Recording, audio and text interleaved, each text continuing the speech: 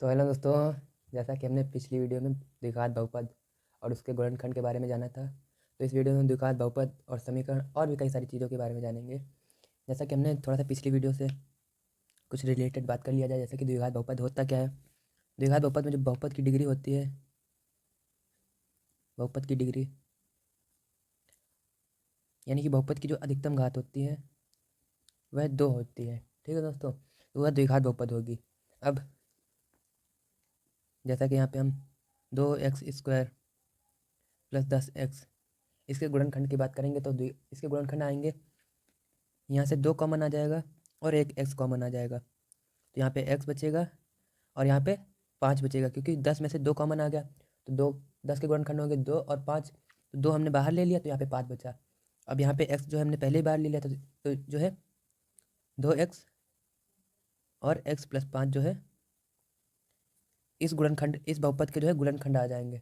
ठीक है दोस्तों, अब इसी प्रकार से हम जो आगे बात करेंगे थोड़ा सा। तो दोस्तों अब हम इससे एक स्टेप आगे बढ़ेंगे और हम बात करेंगे द्विघात समीकरण की।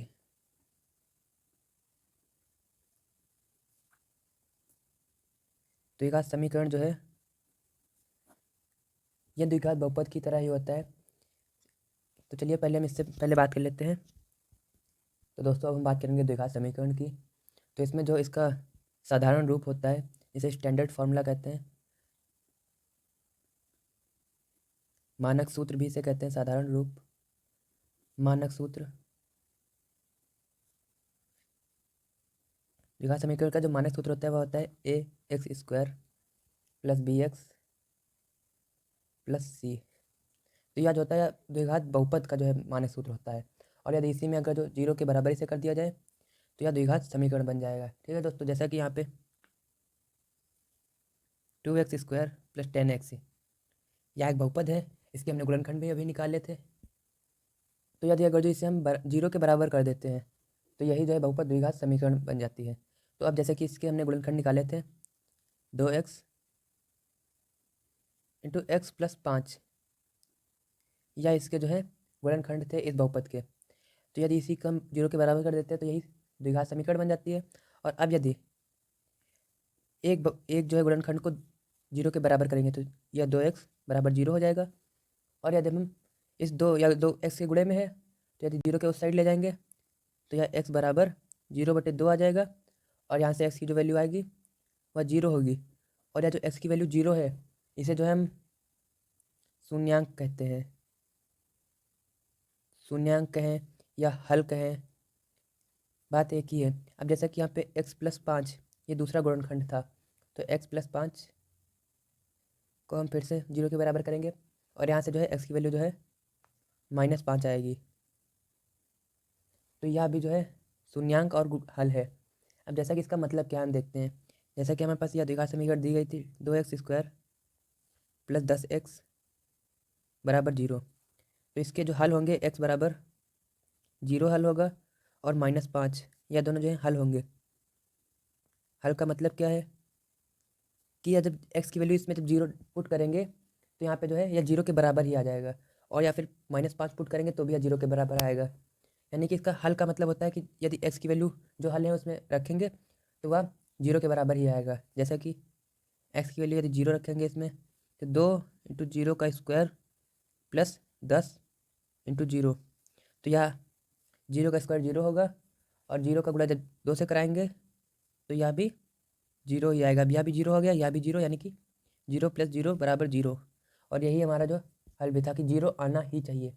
अब जैसा कि x = -5 रखेंगे, तो यहाँ पे 2 और -5 का स्क्वायर + 10 × -5 = 0 था, यानी कि अब 2 और ये 5 -5 का स्क्वायर जो है वह 25 होता है, और यहाँ पे 10 × -5, तो ये -50 आ जाएगा, बराबर 0। 25 × 2 यह भी 50 आ जाएगा, और यह -50 बराबर 0, तो 50 से 50 कट जाएगा, 0 = 0 आ जाएगा। यानी कि इस तरह से हमारा सही है। जैसा कि यहाँ पे दोनों हल हमें पता भी चल के कैसे आएंगे, अब एक बार से फिर से हम देखते हैं कि हमने क्या किया था इसमें। जैसा कि यहाँ पे यह हमें द्विघात बहुपद दी गई थी, द्विघात बहुपद, उसे 0 से बराबर करेंगे, 0 के बराबर, तो द्विघात समीकरण बन जाएगी। अब इसके जो है हम गुणनखंड निकालेंगे तो ये 2x और x+5 आ जाएगा, और ये भी 0 के बराबर ही होगा, क्योंकि बहुपद यदि बराबर है तो उसके गुणनखंड भी 0 के ही बराबर होंगे। अब हमने एक गुणनखंड को जो है 0 के बराबर किया तो ये 2x बराबर 0 आ गया। अब 2 जो है गुणे में था x के, इसलिए हमने उस साइड भेज दिया तो यह भाग में चला गया। तो इस प्रकार से x की जो एक वैल्यू आई वह 0 आई। तो 0 जो है वह हल है, यानी कि यदि 0 को इस बहुपद में दोबारा से हम रखेंगे तो इसका आंसर 0 ही आएगा। और इसी प्रकार से हमने दूसरे गुणनखंड को x+5 को 0 के बराबर किया यहाँ पे, तो x की वैल्यू जो है -5 आ गई, क्योंकि x जो है यहाँ पे 5 जो है वह प्लस का था, बराबर के उधर जाएगा तो यह माइनस का हो जाएगा।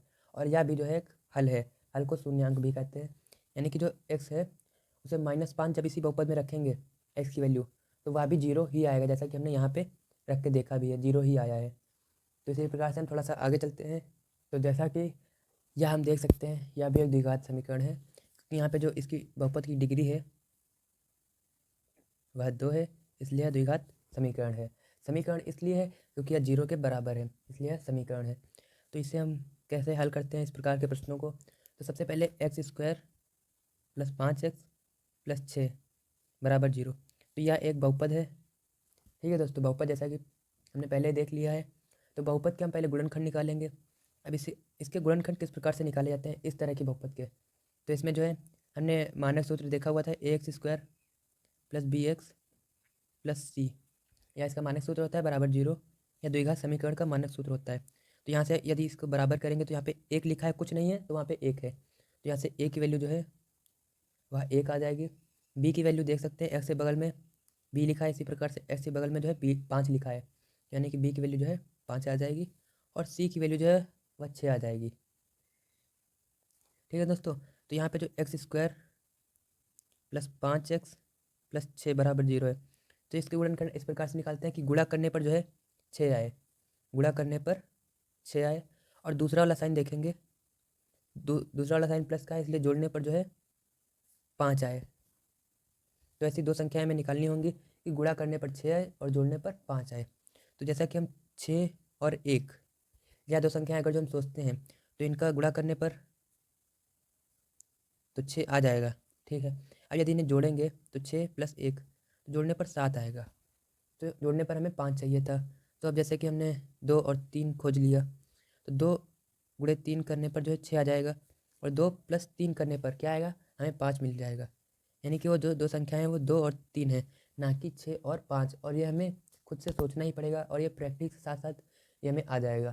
तो ठीक है, अब इसमें इस प्रकार से करेंगे कि वो दो संख्याएं हमें मिल गई हैं, इनका गुणा करने पर 6 और जोड़ने पर 5 आता है। तो अब इसे हम x² को ऐसे ही रखेंगे, प्लस अब 5 को हम 2 + 3 लिख सकते हैं, तो 2 + 3, और यहाँ पे x + 6 बराबर 0 आ जाएगा। अब इसे हम हल करते हैं, तो यह x² + 2x + 3x + 6 बराबर 0 आ जाएगा। तो अब हम इसके दो पेयर बना लेते हैं, जैसे कि यह एक युग्म बन जाएगा और यह दूसरा पेयर बन जाएगा।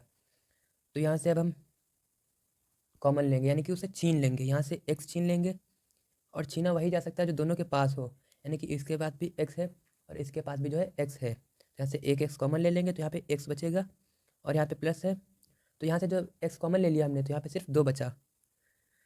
ठीक है दोस्तों, अब ऐसे ही यहाँ पे प्लस लगा तो प्लस लगा लेंगे। अब देखिए यहाँ पे x हम नहीं ले सकते, क्योंकि यहाँ पे x तो है पर यहाँ पे जो x है ही नहीं, पर यहाँ पे 3 है और यहाँ पर भी 3 है, क्योंकि 3 के पहाड़े में 6 आता है, तो यहाँ से 3 छीन लेंगे तो यहाँ पे x बच जाएगा। और यहाँ पे 3 के पहाड़े में कितनी बार में 6 आता है, तो 2 बार में 6 आता है, तो इसीलिए 2 बराबर 0।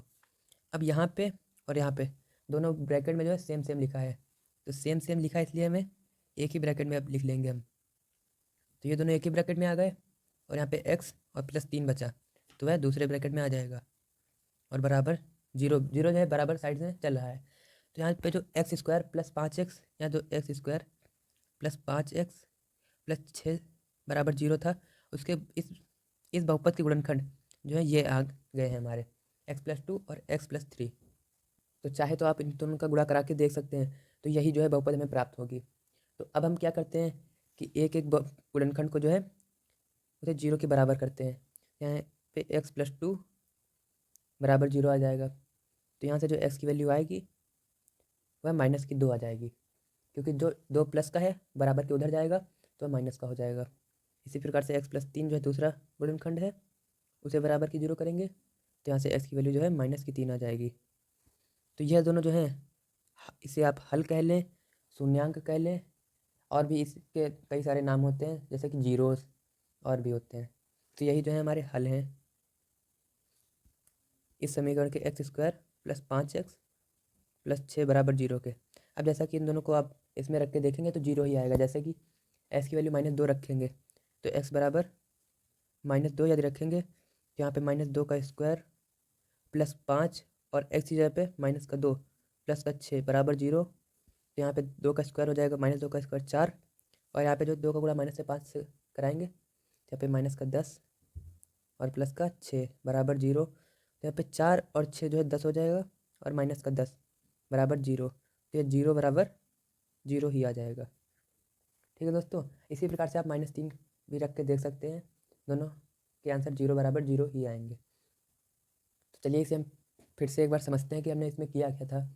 सबसे पहले जो है इसमें एक बहुपद दी गई थी, बहुपद को 0 के बराबर कर देंगे तो वह समीकरण हो जाएगी। ठीक है, तो यहाँ पे कुल मिला के एक समीकरण दी गई थी x² + 5x + 6। तो यहाँ पे बराबर 0 था। तो यहाँ पे था क्या कि सबसे पीछे वाला नंबर देखते हैं तो गुणा कराने पर 6 आए, उसका गुणा कराने पर, और उसके पीछे वाला साइन देखते हैं सबसे पीछे वाला, तो यह प्लस का था इसलिए जोड़ने पर 5 आए, जोड़ने पर 5 आए।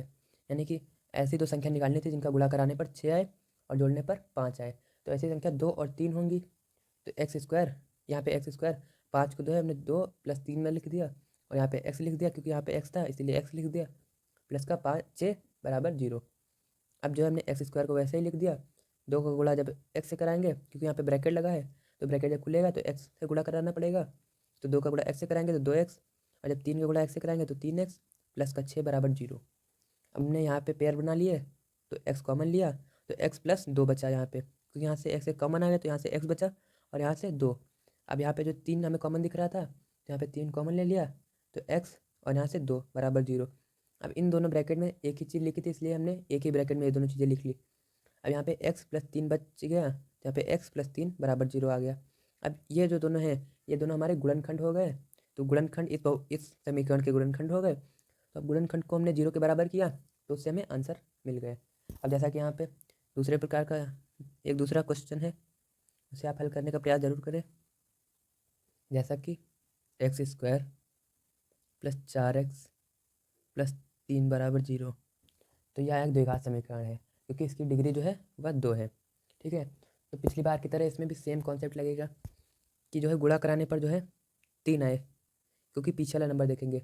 अब पीछे वाला दूसरा वाला साइन भी देखेंगे तो जोड़ने पर जो है 4 आए।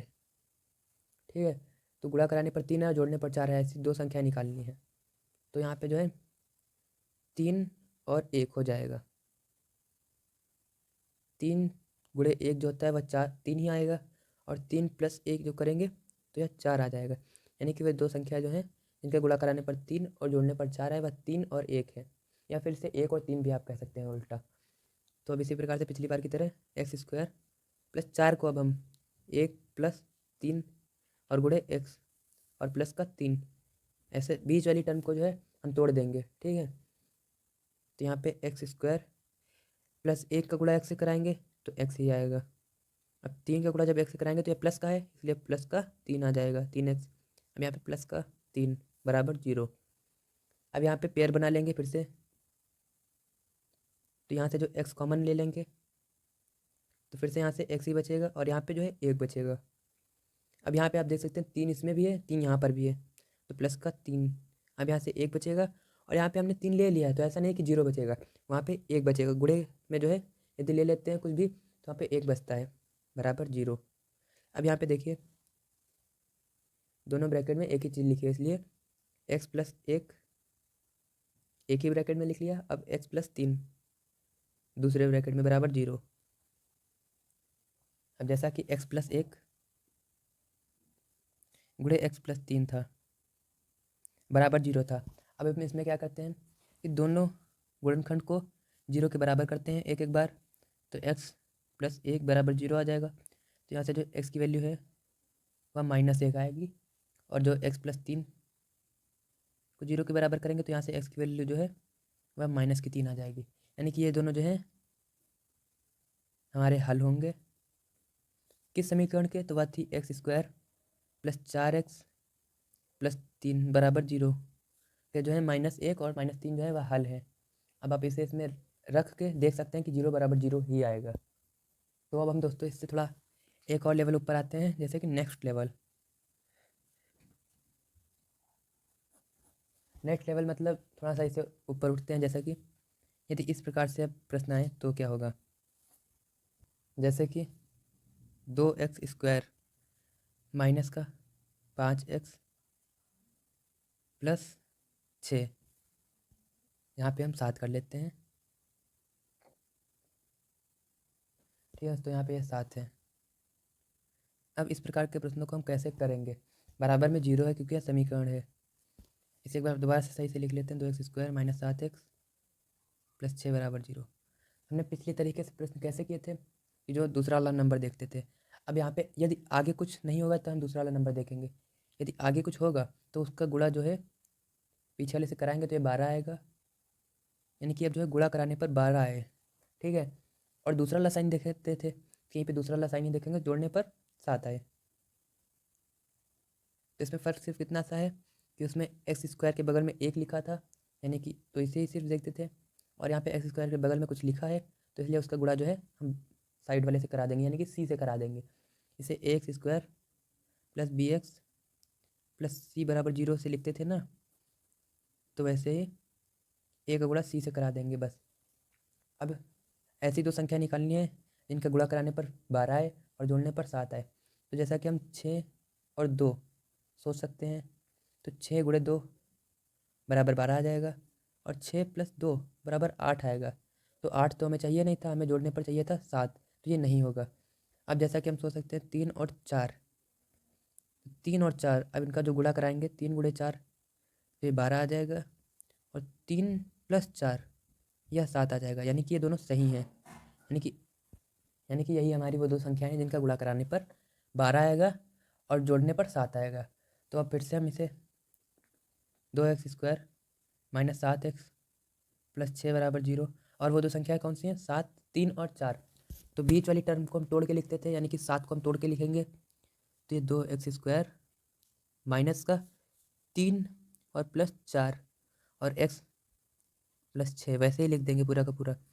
अब जो है इसे हम फिर से सॉल्व करेंगे तो यह हो जाएगा 2x² माइनस का 3x, और ये जब माइनस अंदर जाएगा तो -3 हो जाएगा, उसी प्रकार से -4 हो जाएगा। ब्रैकेट खुलते ही अगर माइनस है तो उस अंदर के दोनों नंबर के साइन बदल जाएंगे, तो ये -4x आ जाएगा और +6 = 0। अब फिर से हम पेयर बना लेंगे, तो पेयर बनाते ही जो है हमें यहाँ से x कॉमन मिल जाएगा, क्योंकि इस बार 2 भी कॉमन नहीं आएगा, क्योंकि 2 के पहाड़े में 3 नहीं आता है। तो x कॉमन लेते हैं, यहाँ पे 2 और x बचेगा यहाँ से, और यहाँ से -3 बचेगा। अब यहाँ से जैसा कि 2 के पहाड़े में 4 भी आता है और 6 भी आता है, इसलिए यहाँ से -2 कॉमन मिल जाएगा। यहाँ पे जो है 2x बचेगा, क्योंकि जो है 2 के पहाड़े में 2 बार में 4 आता है और 2 के पहाड़े में 3 बार में 6 आता है। पर माइनस यदि हमने कॉमन लिया है तो यहाँ पे साइन चेंज हो जाएगा, तो -3 आएगा, क्योंकि 2 × 3 जो है 6 आ जाएगा = 0। अब दोनों में फिर से सेम लिखा है, तो ये 2x - 3 × x - 2 जो बचा है वह लिख लेंगे =0।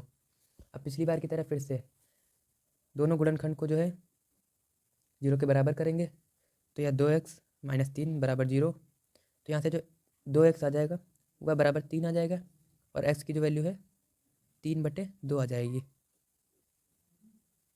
अब दूसरे गुणनखंड को हम 0 के बराबर करेंगे, तो यहाँ से x - 2 = 0 आ जाएगा, तो यहाँ से x की जो वैल्यू है वह 2 आ जाएगी।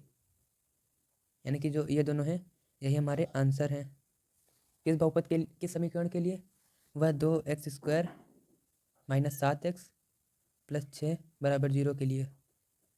यदि इन दोनों को रख के देखेंगे x = 3/2 और x = 2, तो इस समीकरण में 0 = 0 ही आएगा। तो उम्मीद है दोस्तों ये आपको समझ में आया होगा।